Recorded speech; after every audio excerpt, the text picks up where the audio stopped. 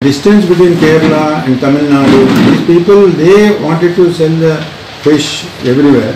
So they started in the mixing with the other chemicals and all.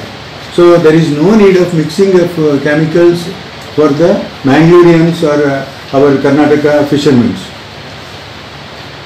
It will come very fast. So we will put the ice and we will send it through a lorry and we have sent it. You go. We are requesting you to go and test the Karnataka fish. Let me see. We are ready to accept this. You take severe action against this, and even the Fisheries Minister of Karnataka State also assured that if anything is happening like that, we will take severe action against the fishermen who supply.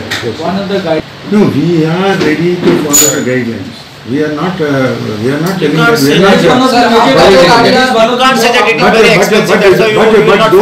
Please don't put the ban. We are requesting you not to put the ban, total ban. We are not representing. We are representing the fishermen of Karnataka. We are not representing the Congress party or BJP party or any other party. We are belonging to the fishermen people. On behalf of the fishermen people, we are requesting it.